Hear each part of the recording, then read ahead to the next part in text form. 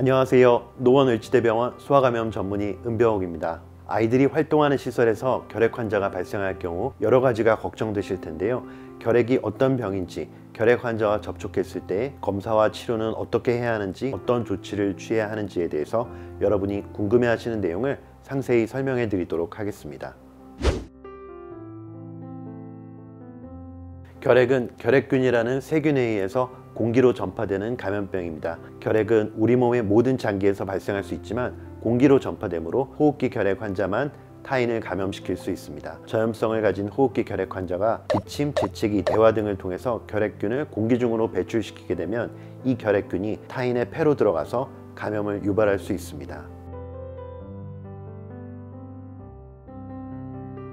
결핵의 증상은 기침, 가래, 발열, 수면 중 식은땀, 만성 피로, 체중 감소 등 다양합니다. 그러나 무증상 감염자도 많고 기침, 가래, 발열 등은 감기나 천식 등에서도 나타나기 때문에 증상만으로는 구별이 어렵습니다. 따라서 다른 원인에 대한 치료를 해도 기침이 호전되지 않고 2주 이상 기침을 지속하는 경우에는 결핵을 의심해서 진료를 받아보시는 것이 좋습니다.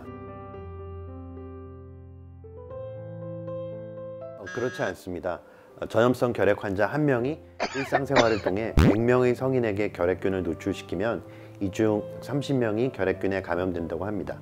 이 중 3명이 결핵 환자로 발병하게 되고 27명은 결핵균을 가지고만 있는, 즉 잠복 결핵 감염 상태가 되는 것입니다. 다만 소아 결핵 환자는 기관지 분비물에 결핵균이 적고 기침할 때 힘이 약하기 때문에 소아 결핵 환자와 접촉을 통해서 결핵 전파는 매우 드뭅니다. 잠복결핵 감염은 체내에 소수의 살아있는 결핵균이 존재하지만 결핵균이 몸 안의 면역 기전에 의해서 억제되고 있는 상태로 전염성이 없고 별다른 증상도 전혀 없는 상태입니다. 하지만 잠복결핵 감염자의 면역 기능이 약해지면 결핵으로 발병할 가능성이 있고 성인 감염자의 약 10%는 결핵 환자로 발병한다고 알려져 있습니다. 결핵균에 감염되어 질병으로 발전될 위험은 어린 나이일수록 높아서 영아는 50%에 이릅니다. 치명률이 높은 결핵성 수막염과 좁쌀 결핵과 같은 파종성 결핵의 발생 확률도 영아에서 더 높습니다. 일반적으로 폐결핵 진단을 위해서는 흉부 엑스레이 검사를 하죠. 여기서 결핵 의심 소견이 나올 경우에 객담, 즉 가래 검사를 추가적으로 시행해서 결핵을 진단하게 됩니다. 하지만 잠복결핵 감염의 경우에는 흉부 엑스레이, 객담 검사를 통해서는 확인이 될 수 없습니다. 잠복결핵 감염 확인을 위해서는 투베르쿨린 피부 반응 검사 또는 인터페론 감마 분비 검사를 시행해서 결핵균 감염 여부를 진단하게 되는 것입니다. 소아 폐결핵도 성인과 같이 흉부 엑스레이 검사, 객담 검사 등을 통해 진단하고 추가로 PCR 검사나 CT 촬영을 고려하기도 합니다. 그러나 소아의 경우에는 흉부 엑스레이에서 발견될 만큼 결핵이 진행된 경우가 많지 않고 객담 안의 결핵균도 적어서 흉부 엑스레이 검사나 객담 검사를 통해서는 결핵균 감염 여부를 판단하기가 쉽지 않습니다. 결핵 환자와 접촉한 소아의 경우에는 잠복결핵 감염을 확인하기 위해서 투베르쿨린 피부 반응 검사를 시행하게 됩니다. 아래팔 중간 부위에 아주 가는 바늘을 이용해서 PPD 시약을 주입하게 되면 주사 후 피부가 물집 모양으로 조금 솟아 올라왔다가 없어지게 되는데요. 주사 후 48시간에서 72시간 이내에 생기는 피부 반응을 관찰해서 솟아오른 직경이 10mm 이상이면 양성으로 판정하게 됩니다. 참고로 인터페론 감마 분비 검사는 역류와 관련 임상 자료가 부족하고 5세 미만 소아의 경우 검사의 민감도가 다소 떨어져 5세 미만 소아에 대해서는 투베르쿨린 검사를 권고하고 있습니다.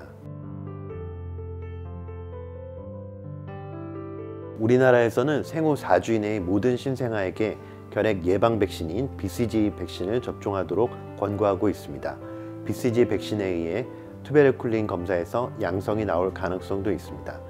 다만 현대 의학 기술로는 양성 반응이 결핵 감염에 의한 것인지 BCG 백신에 의한 것인지 명확히 구별할 수가 없습니다. 따라서 소아의 잠복결핵 감염 결과가 양성이고 전염성 결핵 환자하고 접촉력이 확실한 경우라면 잠복결핵 감염 치료를 받는 것이 안전합니다. 방사선은 공기, 흙, 음식에도 포함되어 있습니다. 이러한 자연 방사선을 포함해서 일상생활에서 노출되는 연간 방사선 양은 3.8mSv 정도로 측정되고 있습니다. 1회의 흉부 엑스레이 검사를 통해서는 0.01에서 0.04mSv 정도의 아주 작은 양의 방사선에 노출되기 때문에 걱정하실 필요는 없습니다. 결핵은 여러 가지 종류의 결핵약을 수개월 장기 복용해서 치료하게 됩니다. 한 가지 약제만 사용할 경우 결핵균이 해당 약제에 내성을 가질 수도 있고, 일부 결핵균은 체내에 들어온 뒤에 뒤늦게 증식하는 경우도 있기 때문에 여러 종류의 약을 장기간 복용해야 합니다. 치료 방법은 성인과 소아가 동일합니다. 결핵 치료를 위해서는 통상 4가지의 약제를 6개월 이상 복용해야 하고요. 잠복결핵 감염 치료를 위해서는 한두 가지 결핵약만 복용하시면 됩니다. 복용 기간은 치료 방법에 따라 3 내지 4개월 또는 9개월이 소요됩니다. 잠복결핵 감염자는 증상도 없고 전염성도 없지만 나중에 결핵 환자로 발병할 가능성이 있습니다. 특히 소아의 경우에는 성인에 비해 미래의 결핵으로 진행하거나 결핵의 감염원으로 작용할 수 있는 삶의 기간이 더 긴 거죠. 그리고 영유아가 결핵으로 발전하였을 경우 수막염이나 좁쌀, 결핵과 같은 심각한 질환으로 발전할 위험성도 높습니다. 잠복결핵 감염은 소수의 결핵균만 존재하므로 결핵 치료에 비해 한두 가지 결핵약만 복용하면 되고, 소아는 치료 시 결핵 발생을 대부분 예방할 수 있습니다. 따라서 잠복결핵 감염도 반드시 치료받으실 것을 권해드립니다. 소아는 성인보다 결핵약으로 인한 부작용이 드물게 발생합니다. 가장 중요한 부작용은 간염, 구토나 황달 등이 나타나는 것이고, 말초신경병증, 시신경염은 소아에서 매우 드물게 발생할 수는 있습니다. 특히 잠복결핵 감염 치료할 때 결핵 치료 시보다 복용하는 약의 종류가 적어서 소아청소년에서는 간염이 0.1% 미만으로 매우 드물게 발생합니다. 다만 잠복결핵 감염 치료와 달리 결핵 치료 시에는 여러 종류의 결핵약을 동시에 장기간 복용해야 하는 치료의 특성 때문에 다양한 부작용이 있을 수 있으니까 부작용이 의심되는 증상이 발생하면 즉시 병원에 내원해서 의료진과 상담하시기 바랍니다. 결핵균은 결핵 환자가 사용했던 물건 등을 통해서는 감염되는 것이 아닙니다.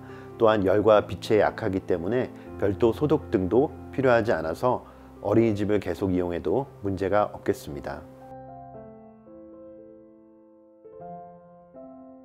결핵 감염 정도에 따라 다르지만 결핵 환자 대부분이 2주 정도 결핵약을 복용하면 균 수가 2000분의 1로 확 줄어듭니다. 이후 객담 검사를 통해 균의 전염성이 소실되었는지 주치의의 확인을 받으신 후에 일상으로 복귀가 가능합니다. 잠복결핵 감염은 결핵균에 감염은 되었으나 타인에게 전파시키지는 않는 상태이므로 일상생활에 아무런 제약 없이 등원이 가능합니다. 잠복결핵 감염은 전염성이 없기 때문에 함께 사는 가족은 결핵 및 잠복결핵 검사를 할 필요는 없습니다.